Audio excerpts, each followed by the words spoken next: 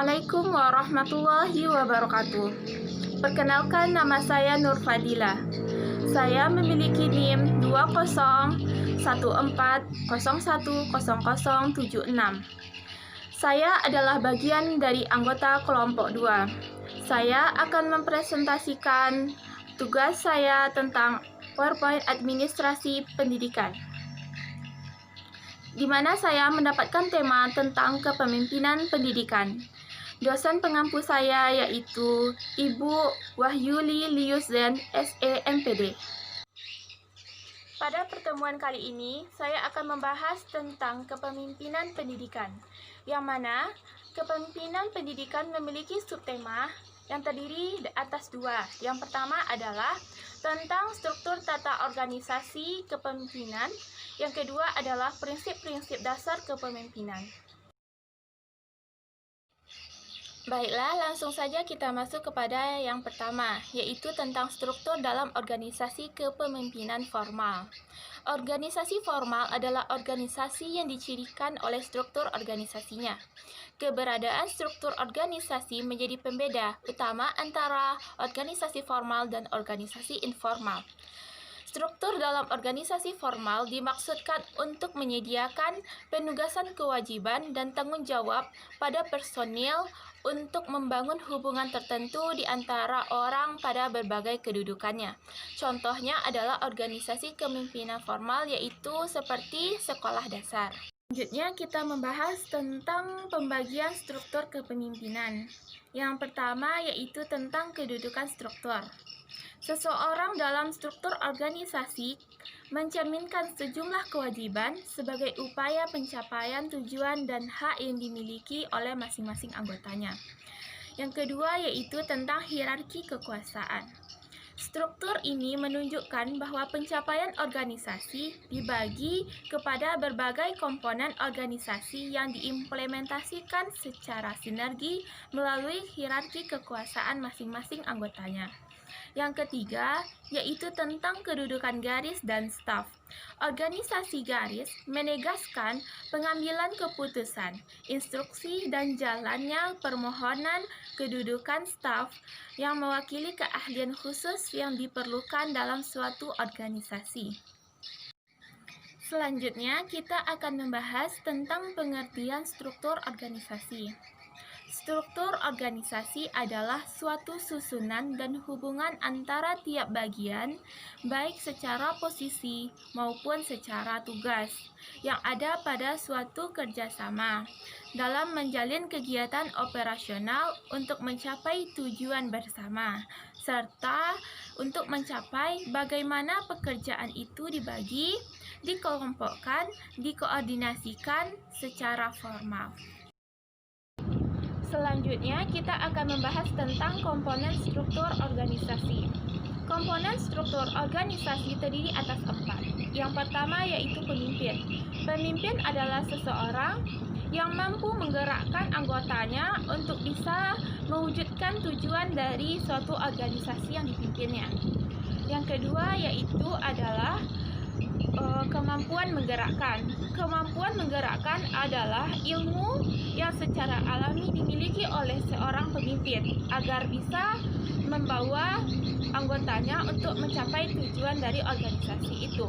Yang ketiga adalah pengikut atau anggota. Pengikut atau anggota adalah orang yang berada di bawah otoritas kepemimpinan suatu organisasi. Yang keempat yaitu tujuan yang baik. Tujuan yang baik ini adalah tujuan atau moto, visi dari suatu organisasi yang akan dicapainya dalam beberapa waktu ke depannya.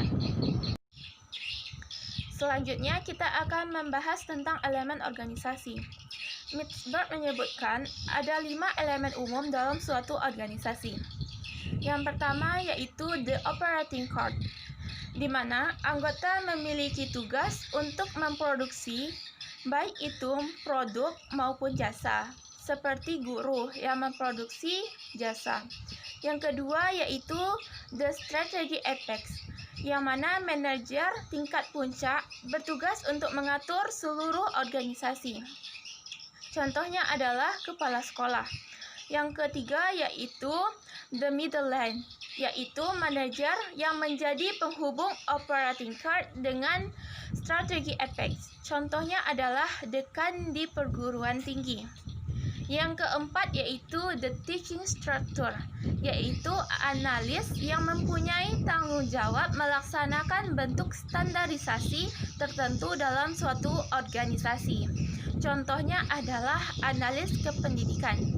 Yang kelima yaitu the support staff, yaitu orang-orang yang memberi jasa pendukung tidak langsung pada organisasi tersebut.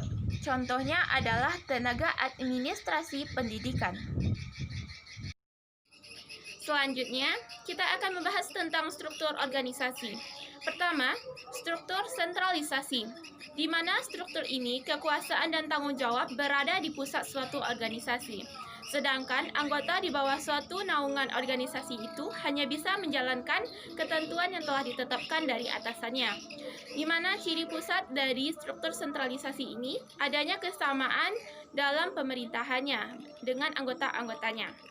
Yang kedua yaitu struktur desentralisasi, di mana pada struktur ini kekuasaan dan tanggung jawab untuk mewujudkan kepentingan bersama diserahkan kewenangan pengawasannya dan tugasnya secara terbagi-bagi kepada anggotanya sesuai dengan ketetapannya.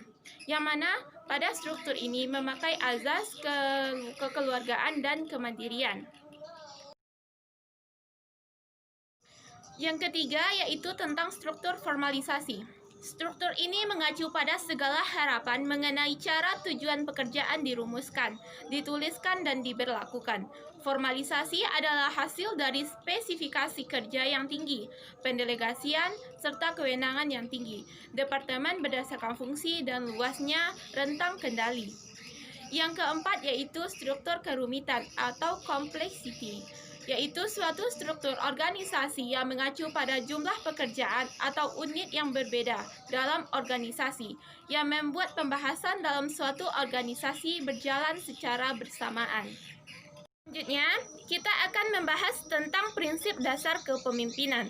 Yang pertama, kepemimpinan bukanlah teori, tetapi tindakan, karena dengan bertindak, mereka akan memahami bagaimana seharusnya seorang pemimpin berfungsi dengan efektif. Yang kedua, kepemimpinan adalah sebuah pengaruh, sehingga jika orang yang Anda pimpin tidak mengikuti apa yang Anda katakan, maka introspeksilah diri Anda, apa yang salah dengan kepemimpinan Anda. Yang ketiga, kepemimpinan lebih berbicara kepada masalah kepedulian, karena tanpa kepedulian, seseorang tidak bisa memimpin anggotanya dengan optimal.